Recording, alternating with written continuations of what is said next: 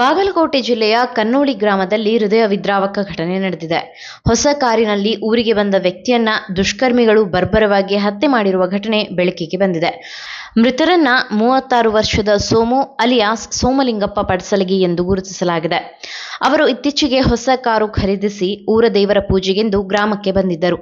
ಈ ವೇಳೆ ಆರೋಪಿಗಳು ಅವರನ್ನ ಕೊಲೆ ಮಾಡಿ ಬಳಿಕ ಮೃತದೇಹವನ್ನ ಕಾರಿನೊಳಗೆ ಇಟ್ಟು ಪೆಟ್ರೋಲ್ ಸುರಿದು ಬೆಂಕಿ ಹಚ್ಚಿ ಸ್ಥಳದಿಂದ ಪರಾರಿಯಾಗಿದ್ದಾರೆ.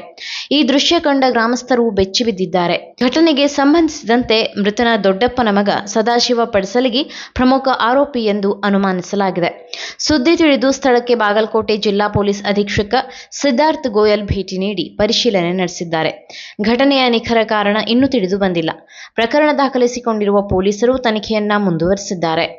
ನೀವು ಸಣ್ಣ ಆಗ್ಬೇಕಲ್ವಾ? ಅದು ಒಂದು ಉತ್ತಮ ಆಹಾರದಿಂದ ಸಣ್ಣ ಆಗ್ಬೇಕಲ್ವಾ? ಪ್ರತಿದಿನ ನಮ್ಮ ಜೀನಿ ಸ್ಲಿಮ್ ನ ಯೂಸ್ ಮಾಡಿ ಯಾವುದೇ ಸೈಡ್ ಎಫೆಕ್ಟ್ ಇಲ್ದಂಗೆ ನೀವು ಸಣ್ಣ ಆಗ್ತೀರಾ.